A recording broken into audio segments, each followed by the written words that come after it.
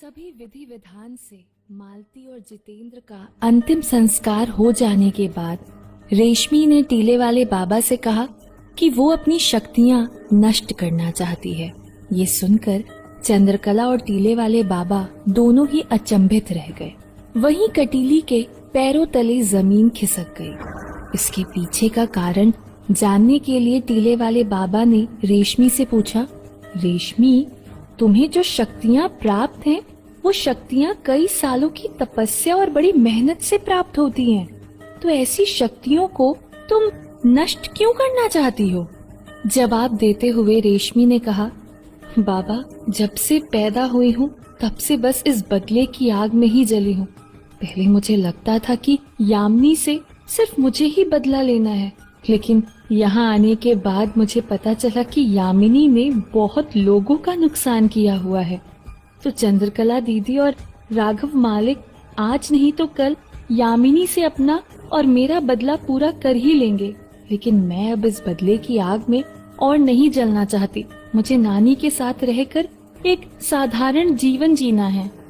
रेशमी की बातें सुनने के बाद भी टीले वाले बाबा पूरी तरह रेशमी के पक्ष में नहीं थे। उन्होंने रेशमी से कहा, रेशमी, जो तुम करना चाहती हो वो बहुत बड़ा कदम है, इसीलिए तुम एक बार फिर से सोच लो इस बारे में।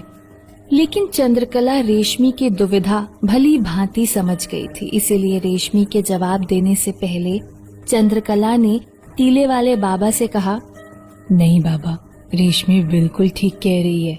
जितनी ज्यादा शक्तियां होती हैं उतनी ही ज्यादा जिम्मेदारियां भी होती हैं। इसीलिए मैं भी चाहती हूँ कि रेशमी इन जिम्मेदारियों से मुक्त हो जाए। और वैसे भी रेशमी के अंदर काली शक्तियां हैं। इसका एक नुकसान ये भी है कि अंगुना हमेशा रेशमी की जान के पीछे पड़ी रहेगी। इसीलिए बेहतर यही होगा कि आप रेशमी की शक्तियों को नष्ट कर दे। टीले वाले बाबा ने रेशमी और चंद्रकला की बातों पर विचार करते हुए कहा, रेशमी, तुम्हारी इस समस्या का एक दूसरा समाधान है मेरे पास। तुम्हारी इन शक्तियों को नष्ट करने के बजाय मैं इन्हें निष्क्रिय कर देता हूँ, जिससे ना ही तुम्हें इन शक्तियों का कभी एहसास होगा, ना ही तुम्हारी ये शक्तियाँ कोई छीन पाएगा। पर रेशमी शक्तियों को निष्क्रिय करने और नष्ट करने के फर्क को समझ नहीं पा रही थी और टीले वाले बाबा ने रेशमी की ये शंका भांप ली थी। उन्होंने रेशमी को समझाते हुए कहा, रेशमी, इन शक्तियों को निष्क्रिय करने का ये फायदा होगा कि अगर जीवन में कभी तुम्हें इन शक्तियों की आवश्यकता पड़ी तो तुम मुझसे या किसी भी सिद्ध पुरुष से इन शक्तियों को जागृत करवा सकती हो। टीले वाले बाबा की ये बात सुनकर रेशमी को काफी ज्यादा संतोष महसूस हुआ। उसने टीले वाले बाबा से कहा, ये तो बहुत अच्छी बात है बाबा, तो आप मेरी शक्तियों को निष्क्रिय ही कर दीजिए। टीले वाले बाबा ने हामी में सिर हिलाते हुए रेशमी को उसके बाएं हाथ के अंगूठे को उसकी नाभि पर रखने को कहा और दाहिने हाथ को आगे बढ़ाने को कहा। रेशमी ने वैसा ही किया। अपने बाएं हाथ के अंगूठे को नाभि पर रखा और दाहिने हाथ के अंगूठे को बाबा की तरफ बढ़ा दिया। टीले वाले बाबा ने रेशमी के दाहिने हाथ के अंगूठे को पकड़कर रेशमी को आंखें बंद करने को कहा। साथ ही साथ खुद भी आंखें बंद करके टीले वाले बाबा ने मंत्रोच्चार शुरू कर दिए। कुछ देर के मंत्रोच्चार के बाद रेशमी को खुद की नाभि पर दर्द महसूस होने लगा और दाहिने हाथ के अंगूठे पर दबाव भी महसूस होने लगा। रेशमी को ऐसा एहसास हो रहा था जैसे उसकी नाभि में से कोई ऊर्जा बाएं हाथ के अंगूठे से होते हुए दाहिने हाथ के अंगूठे की तरफ बढ़ रही थी। कटीली को ये सब देखकर गुस्सा तो बहुत आ रहा था, लेकिन वो अच्छे से जानती थी कि वो टीले वाले बाबा, चंद्रकला और रेशमी की शक्तियों के आगे कुछ पल भी नहीं टिक पाएगी। इसीलिए कटीली ने शांत रहना ही उचित समझा। वहीं टीले वाले बाबा के मन ही मन मंत्रोच्चार चल रहे थे। एकाएक रेशमी को पेट में बहुत दर्द महसूस होने लगा और कुछ देर बाद एक जोर का झटका महसूस हुआ। उस झटके के साथ ही टीले वाले बाबा के हाथ से रेशमी का अंगूठा छूट गया।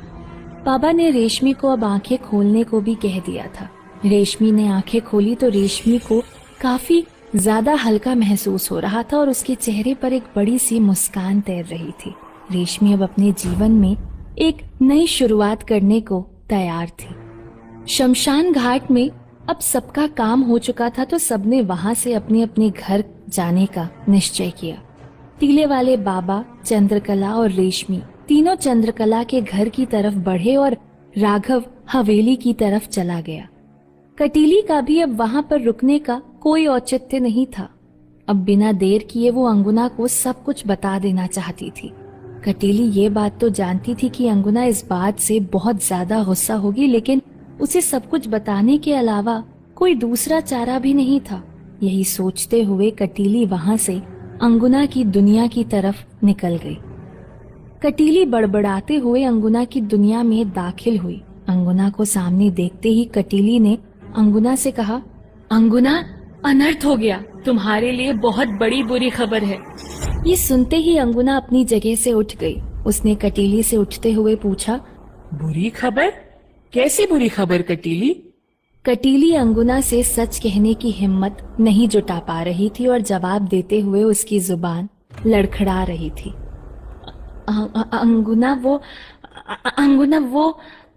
अंगुना ने गुस्से में चिल्लाते हुए कहा, क्या अंगुना अंगुना लगा रखा है कटीली? साफ साफ बताओ, बात क्या है?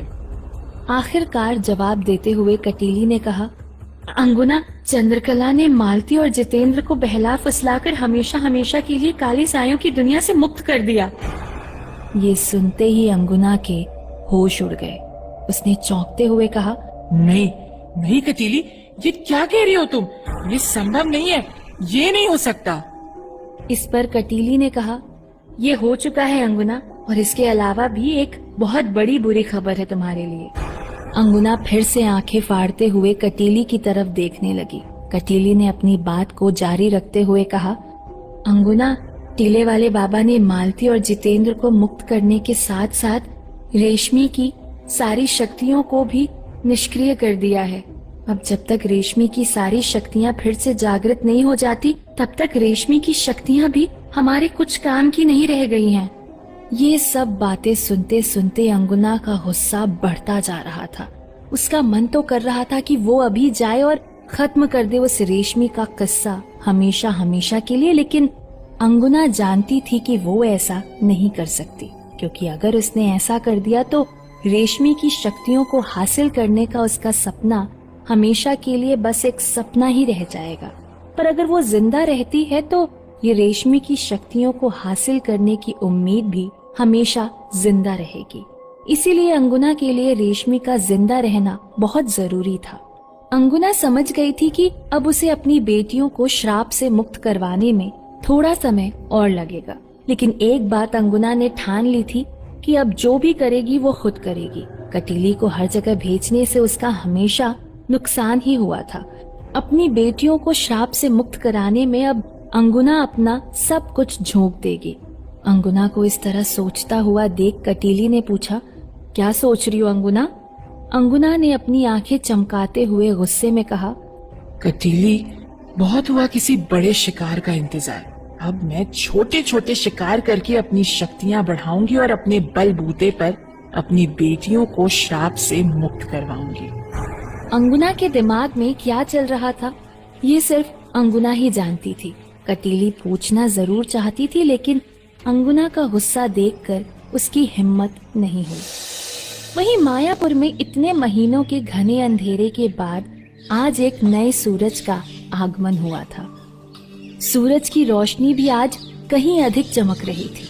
पक्षियों के चहचहाने की आवाजें जहां हवाओं में एक मधुर संगीत घोल रही थी, वहीं मुर्गों की बांग की आवाज जोरों से सुनाई दे रही थी और लोगों के चेहरे की मुस्कान भी देखते ही बनती थी। मायापुर में 2 रातों में सब कुछ बदल चुका था।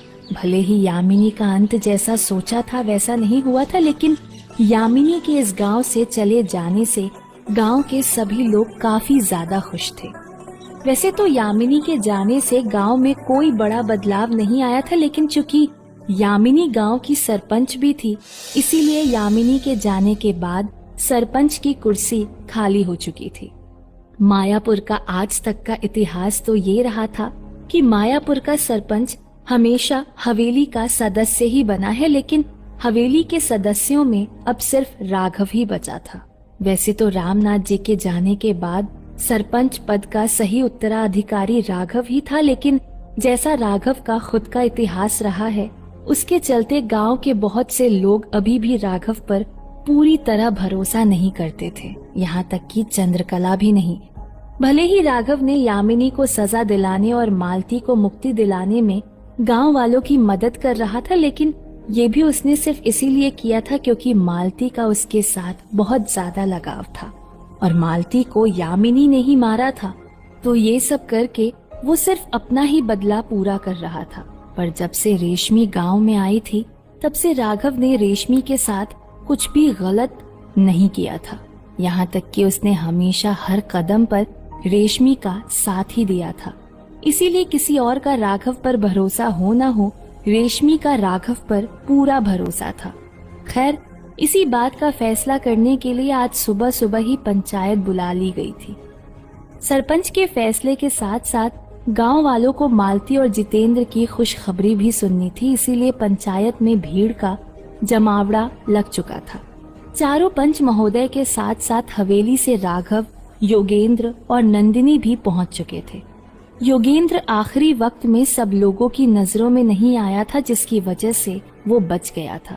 चंद्रकला सब कुछ जानती जरूर थी योगेंद्र के बारे में, लेकिन नंदिनी और छाया को देखते हुए चंद्रकला ने योगेंद्र के बारे में किसी को कुछ नहीं बताया। वहीं टीले वाले बाबा ने सुबह होते ही जाने की जिद जरूर की थी, लेकिन चंद्रकला चाहती थी कि सरपंच का फैसला होने तक टीले वाले बाबा रुके। इसीलिए चंद्रकला, टीले वाले बाबा और रेशमी भी पंचायत आ चुके थे। सबके पंचायत पहुंचने के बाद टीले वाले बाबा ने गांव वालों को संबोधित करते हुए कहा, देखिए, आखिरी बार जब मैं आप लोगों से मिला था तो मैंने और चंद्रकला ने मिलकर मालती को बोतल में कैद किया था, लेकिन कल रात को हम दोनों ने मालती और जितेंद्र को हमेशा हमेशा के लिए मुक्त कर दिया है। वैसे तो सब लोग ये बात जानते थे, लेकिन जैसे ही इस बात की पुष्टि हुई, सब लोग खुशी के मारे झूम उठे। चंद्रकला ने बात को आगे बढ़ाते हुए कहा, लेकिन यामिनी के जाने के बाद अगला सरपंच कौन होगा, इस बात का फैसला करने के लिए हम सब लोग यहाँ इकट्ठे हुए हैं। चंद्रकला की बात सुनते ही सब लोगों के बीच में खुसफुसाहट शुरू हो गई। ये देख योगेंद्र ने अपनी बात को रखते हुए कहा, इस बात का फैसला क्या करना है चंद्रकला? हवेली का उत्तराधिकारी ही आज तक सरपंच बनता आया है, तो आज भी हवेली का उत्तराधिकारी ही बनेगा। और सब लोग जानते हैं कि इस वक्त हवेली का उत्तराधिकारी कौन है। योगेंद्र की बात सुनते ही चारों तरफ एक चुप्पी सी छा गई। सभी जानते थे कि योगेंद्र राघव के बारे में ही बात कर रहा है। चंद्रकला ने योगेंद्र की बात का जवाब देते हुए कहा, भाई साहब, माना कि आज तक हवेली का सदस्य ही सरपंच बनता है, लेकिन सभी गांव वालों की सहमति के बाद ही ये फैसला होता है। अगर सब गांव वाले चाहेंगे तो ही राघव को सरपंच बनाया जाएगा। चंद्रकला की बात सुनकर योगेंद्र और राघव दोनों ही सकपका गए। वहीं चंद्रकला ने अपनी बात को आगे बढ़ाते हुए गांव वालों से पूछा, तो बताइए, क्या आप सब लोग राघव को गांव का नया सरपंच बनाने के लिए तैयार हैं? चंद्रकला की बात पर एक बार फिर सभी गांव वाले और पंच महोदय आपस में विचार विमर्श करने लगे। कुछ देर विचार विमर्श करने के बाद आगे खड़े एक बुजुर्ग आदमी ने गांव वालों की बात को पंचायत के सामने रखते हुए कहा, चंद्रकला, कुछ लोगों को तो लग रहा है कि राघव पहले जैसा नहीं रहा है, इसीलिए हमें राघव को एक मौका देना चाहिए। लेकिन अधिकांश लोगों को अभी भी यही लग रहा है कि चाहे राघव कितना ही सुधर गया हो, लेकिन पुराने जख्मों को भुलाया नहीं जा सकता। इसीलिए अधिकांश लोग राघव को सरपंच नहीं बनाने के पक्ष में हैं। उन चाचा की बात सुनकर चंद्रकला ने गांव वालों से कहा कि वो लोग अपना हाथ खड़ा करें जो ये चाहते हैं कि राघव मायापुर का नया सरपंच बने। जब लोगों ने हाथ खड़े किए तो सब लोग ये देखकर हैरान रह गए कि सिर्फ 15 से 20% लोग ही ये चाहते थे कि राघव मायापुर का सरपंच बने। वहीं जब चंद्रकला ने उन लोगों को हाथ खड़ा करने को कहा जो ये चाहते थे कि राघव मायापुर का सरपंच ना बने, तो करीब 80% लोगों ने अपना हाथ खड़ा किया। ये देखकर राघव को बहुत बुरा लगा कि इन गांव वालों के लिए उसने कितना कुछ किया था। इतने महीनों तक एक अच्छा इंसान बना रहा, यहाँ तक कि अपनी ही चाची के खिलाफ हो गया, और यही लोग चाहते हैं कि मैं मायापुर का सरपंच ना बनूं। राघव को इस बात से इतना ज्यादा बुरा इसीलिए भी लग रहा था क्योंकि कहीं न कहीं यामिनी के होते हुए भी राघव हमेशा मन ही मन सरपंच बनने के सपने संजोता था। राघव के हिसाब से यामिनी के बजाय सरपंच बनने का हक उसका ज्यादा था, और आज अब जब मौका मिल रहा है तो इन गांव वालों ने मना कर दिया था।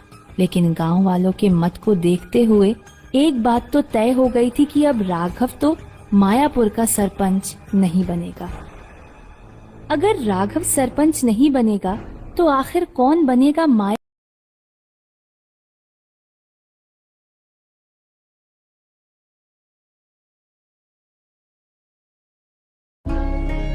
एपिसोड को सुनने के लिए डिस्क्रिप्शन या पिन कमेंट में दिया गया लिंक पर क्लिक करें।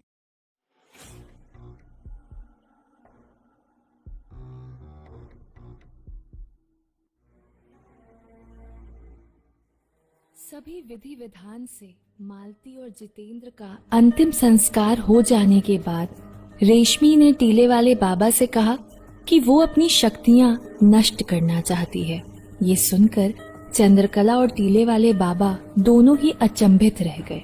वहीं कटीली के पैरों तले जमीन खिसक गई। इसके पीछे का कारण जानने के लिए टीले वाले बाबा ने रेशमी से पूछा, रेशमी, तुम्हें जो शक्तियां प्राप्त हैं वो शक्तियां कई सालों की तपस्या और बड़ी मेहनत से प्राप्त होती हैं, तो ऐसी शक्तियों को तुम नष्ट क्यों करना चाहती हो?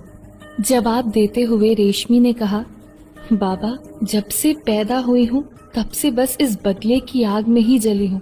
पहले मुझे लगता था कि यामिनी से सिर्फ मुझे ही बदला लेना है, लेकिन यहाँ आने के बाद मुझे पता चला कि यामिनी ने बहुत लोगों का नुकसान किया हुआ है। तो चंद्रकला दीदी और राघव मालिक आज नहीं तो कल यामिनी से अपना और मेरा बदला पूरा कर ही लेंगे, लेकिन मैं अब इस बदले की आग में और नहीं जलना चाहती। मुझे नानी के साथ रहकर एक साधारण जीवन जीना है। रेशमी की बातें सुनने के बाद भी टीले वाले बाबा पूरी तरह रेशमी के पक्ष में नहीं थे। उन्होंने रेशमी से कहा, रेशमी, जो तुम करना चाहती हो वो बहुत बड़ा कदम है, इसीलिए तुम एक बार फिर से सोच लो इस बारे में।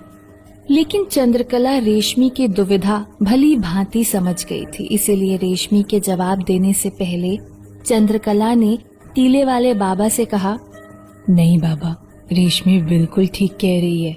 जितनी ज्यादा शक्तियां होती हैं उतनी ही ज्यादा जिम्मेदारियां भी होती हैं। इसीलिए मैं भी चाहती हूँ कि रेशमी इन जिम्मेदारियों से मुक्त हो जाए। और वैसे भी रेशमी के अंदर काली शक्तियां हैं। इसका एक नुकसान ये भी है कि अंगुना हमेशा रेशमी की जान के पीछे पड़ी रहेगी। इसीलिए बेहतर यही होगा कि आप रेशमी की शक्तियों को नष्ट कर दे। टीले वाले बाबा ने रेशमी और चंद्रकला की बातों पर विचार करते हुए कहा, रेशमी, तुम्हारी इस समस्या का एक दूसरा समाधान है मेरे पास। तुम्हारी इन शक्तियों को नष्ट करने के बजाय मैं इन्हें निष्क्रिय कर देता हूँ, जिससे ना ही तुम्हें इन शक्तियों का कभी एहसास होगा, ना ही तुम्हारी ये शक्तियाँ कोई छीन पाएगा। पर रेशमी शक्तियों को निष्क्रिय करने और नष्ट करने के फर्क को समझ नहीं पा रही थी, और टीले वाले बाबा ने रेशमी की ये शंका भांप ली थी। उन्होंने रेशमी को समझाते हुए कहा, रेशमी, इन शक्तियों को निष्क्रिय करने का ये फायदा होगा कि अगर जीवन में कभी तुम्हें इन शक्तियों की आवश्यकता पड़ी तो तुम मुझसे या किसी भी सिद्ध पुरुष से इन शक्तियों को जागृत करवा सकती हो। टीले वाले बाबा की ये बात सुनकर रेशमी को काफी ज्यादा संतोष महसूस हुआ। उसने टीले वाले बाबा से कहा, ये तो बहुत अच्छी बात है बाबा, तो आप मेरी शक्तियों को निष्क्रिय ही कर दीजिए। टीले वाले बाबा ने हामी में सिर हिलाते हुए रेशमी को उसके बाएं हाथ के अंगूठे को उसकी नाभि पर रखने को कहा और दाहिने हाथ को आगे बढ़ाने को कहा। रेशमी ने वैसा ही किया। अपने बाएं हाथ के अंगूठे को नाभि पर रखा और दाहिने हाथ के अंगूठे को बाबा की तरफ बढ़ा दिया। टीले वाले बाबा ने रेशमी के दाहिने हाथ के अंगूठे को पकड़कर रेशमी को आंखें बंद करने को कहा। साथ ही साथ खुद भी आंखें बंद करके टीले वाले बाबा ने मंत्रोच्चार शुरू कर दिए। कुछ देर के मंत्रोच्चार के बाद रेशमी को खुद की नाभि पर दर्द महसूस होने लगा और दाहिने हाथ के अंगूठे पर दबाव भी महसूस होने लगा। रेशमी को ऐसा एहसास हो रहा था जैसे उसकी नाभि में से कोई ऊर्जा बाएं हाथ के अंगूठे से होते हुए दाहिने हाथ के अंगूठे की तरफ बढ़ रही थी। कटीली को ये सब देखकर गुस्सा तो बहुत आ रहा था, लेकिन वो अच्छे से जानती थी कि वो टीले वाले बाबा, चंद्रकला और रेशमी की शक्तियों के आगे कुछ पल भी नहीं टिक पाएगी। इसीलिए कटीली ने शांत रहना ही उचित समझा। वहीं टीले वाले बाबा के मन ही मन मंत्रोच्चार चल रहे थे। एकाएक रेशमी को पेट में बहुत दर्द महसूस होने लगा और कुछ देर बाद एक जोर का झटका महसूस हुआ। उस झटके के साथ ही टीले वाले बाबा के हाथ से रेशमी का अंगूठा छूट गया। बाबा ने रेशमी को अब आंखें खोलने को भी कह दिया था। रेशमी ने आंखें खोली तो रेशमी को काफी ज्यादा हल्का महसूस हो रहा था और उसके चेहरे पर एक बड़ी सी मुस्कान तैर रही थी। रेशमी अब अपने जीवन में एक नई शुरुआत करने को तैयार थी। शमशान घाट में अब सबका काम हो चुका था तो सबने वहां से अपने अपने घर जाने का निश्चय किया। टीले वाले बाबा, चंद्रकला और रेशमी तीनों चंद्रकला के घर की तरफ बढ़े और राघव हवेली की तरफ चला गया। कटीली का भी अब वहां पर रुकने का कोई औचित्य नहीं था। अब बिना देर किए वो अंगुना को सब कुछ बता देना चाहती थी। कटीली ये बात तो जानती थी कि अंगुना इस बात से बहुत ज्यादा गुस्सा होगी, लेकिन उसे सब कुछ बताने के अलावा कोई दूसरा चारा भी नहीं था। यही सोचते हुए कटीली वहां से अंगुना की दुनिया की तरफ निकल गई। कटीली बड़बड़ाते हुए अंगुना की दुनिया में दाखिल हुई। अंगुना को सामने देखते ही कटीली ने अंगुना से कहा, अंगुना, अनर्थ हो गया, तुम्हारे लिए बहुत बड़ी बुरी खबर है। ये सुनते ही अंगुना अपनी जगह से उठ गई। उसने कटीली से उठते हुए पूछा, बुरी खबर? कैसी बुरी खबर कटीली? कटीली अंगुना से सच कहने की हिम्मत नहीं जुटा पा रही थी और जवाब देते हुए उसकी जुबान लड़खड़ा रही थी।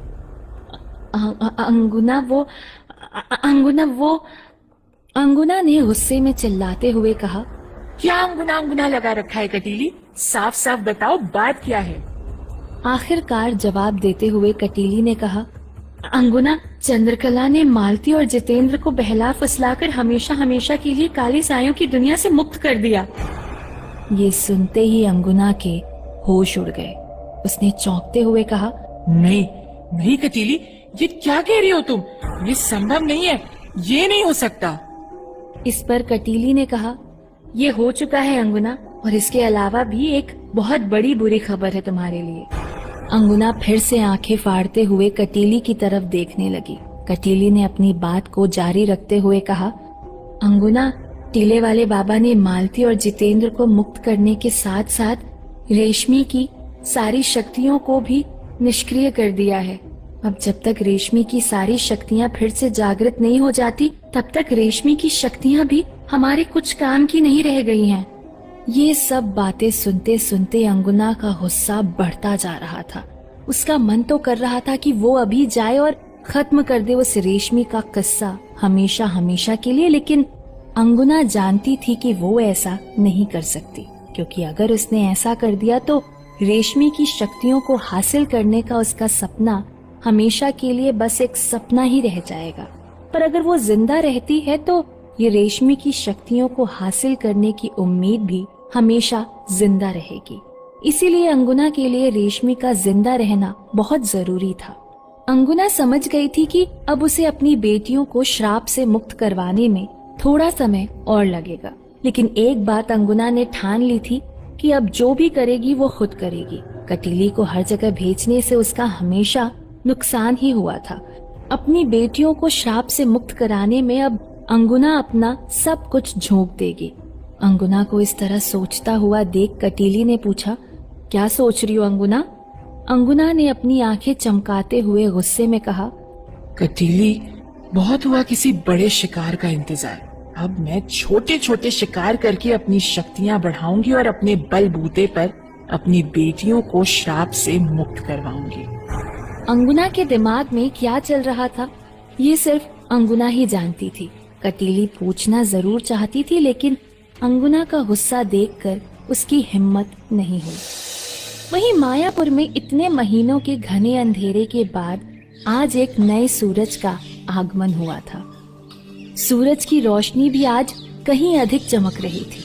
पक्षियों के चहचहाने की आवाजें जहां हवाओं में एक मधुर संगीत घोल रही थी, वहीं मुर्गों की बांग की आवाज जोरों से सुनाई दे रही थी और लोगों के चेहरे की मुस्कान भी देखते ही बनती थी।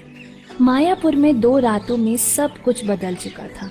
भले ही यामिनी का अंत जैसा सोचा था वैसा नहीं हुआ था, लेकिन यामिनी के इस गांव से चले जाने से गांव के सभी लोग काफी ज्यादा खुश थे। वैसे तो यामिनी के जाने से गांव में कोई बड़ा बदलाव नहीं आया था, लेकिन चूंकि यामिनी गांव की सरपंच भी थी, इसीलिए यामिनी के जाने के बाद सरपंच की कुर्सी खाली हो चुकी थी। मायापुर का आज तक का इतिहास तो ये रहा था कि मायापुर का सरपंच हमेशा हवेली का सदस्य ही बना है, लेकिन हवेली के सदस्यों में अब सिर्फ राघव ही बचा था। वैसे तो रामनाथ जी के जाने के बाद सरपंच पद का सही उत्तराधिकारी राघव ही था, लेकिन जैसा राघव का खुद का इतिहास रहा है, उसके चलते गांव के बहुत से लोग अभी भी राघव पर पूरी तरह भरोसा नहीं करते थे, यहाँ तक कि चंद्रकला भी नहीं।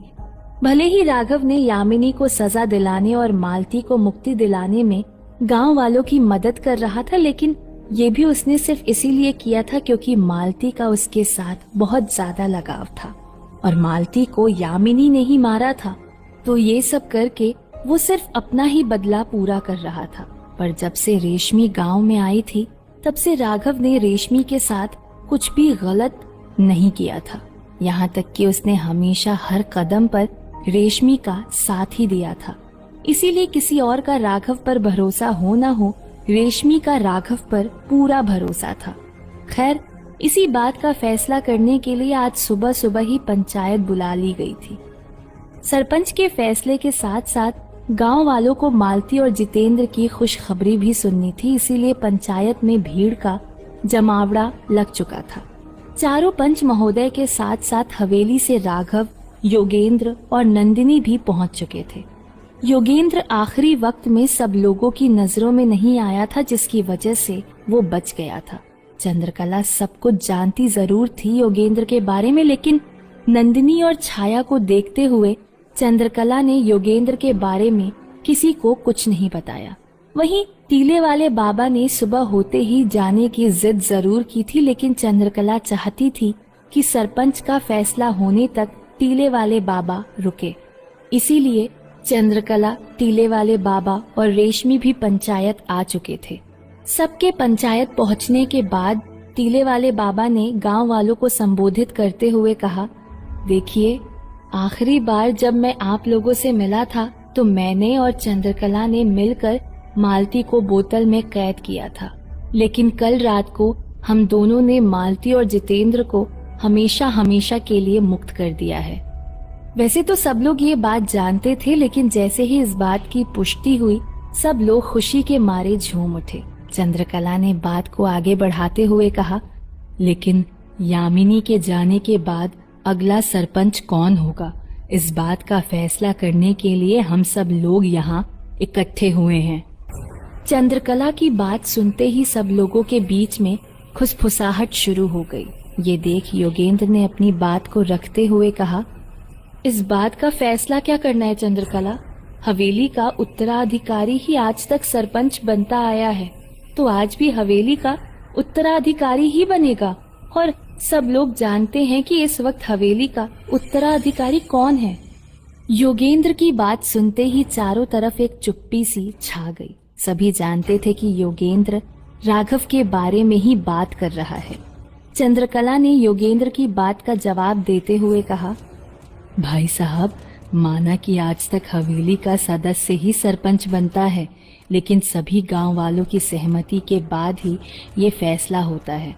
अगर सब गांव वाले चाहेंगे तो ही राघव को सरपंच बनाया जाएगा। चंद्रकला की बात सुनकर योगेंद्र और राघव दोनों ही सकपका गए। वहीं चंद्रकला ने अपनी बात को आगे बढ़ाते हुए गांव वालों से पूछा, तो बताइए, क्या आप सब लोग राघव को गांव का नया सरपंच बनाने के लिए तैयार हैं? चंद्रकला की बात पर एक बार फिर सभी गांव वाले और पंच महोदय आपस में विचार विमर्श करने लगे। कुछ देर विचार विमर्श करने के बाद आगे खड़े एक बुजुर्ग आदमी ने गांव वालों की बात को पंचायत के सामने रखते हुए कहा, चंद्रकला, कुछ लोगों को तो लग रहा है कि राघव पहले जैसा नहीं रहा है, इसीलिए हमें राघव को एक मौका देना चाहिए। लेकिन अधिकांश लोगों को अभी भी यही लग रहा है कि चाहे राघव कितना ही सुधर गया हो, लेकिन पुराने जख्मों को भुलाया नहीं जा सकता, इसीलिए अधिकांश लोग राघव को सरपंच नहीं बनाने के पक्ष में हैं। उन चाचा की बात सुनकर चंद्रकला ने गांव वालों से कहा कि वो लोग अपना हाथ खड़ा करें जो ये चाहते हैं कि राघव मायापुर का नया सरपंच बने। जब लोगों ने हाथ खड़े किए तो सब लोग ये देखकर हैरान रह गए कि सिर्फ 15 से 20% लोग ही ये चाहते थे कि राघव मायापुर का सरपंच बने। वहीं जब चंद्रकला ने उन लोगों को हाथ खड़ा करने को कहा जो ये चाहते थे कि राघव मायापुर का सरपंच ना बने, तो करीब 80% लोगों ने अपना हाथ खड़ा किया। ये देखकर राघव को बहुत बुरा लगा कि इन गांव वालों के लिए उसने कितना कुछ किया था। इतने महीनों तक एक अच्छा इंसान बना रहा, यहाँ तक कि अपनी ही चाची के खिलाफ हो गया, और यही लोग चाहते हैं कि मैं मायापुर का सरपंच ना बनूं। राघव को इस बात से इतना ज्यादा बुरा इसीलिए भी लग रहा था क्योंकि कहीं न कहीं यामिनी के होते हुए भी राघव हमेशा मन ही मन सरपंच बनने के सपने संजोता था। राघव के हिसाब से यामिनी के बजाय सरपंच बनने का हक उसका ज्यादा था, और आज अब जब मौका मिल रहा है तो इन गांव वालों ने मना कर दिया था। लेकिन गांव वालों के मत को देखते हुए एक बात तो तय हो गई थी कि अब राघव तो मायापुर का सरपंच नहीं बनेगा।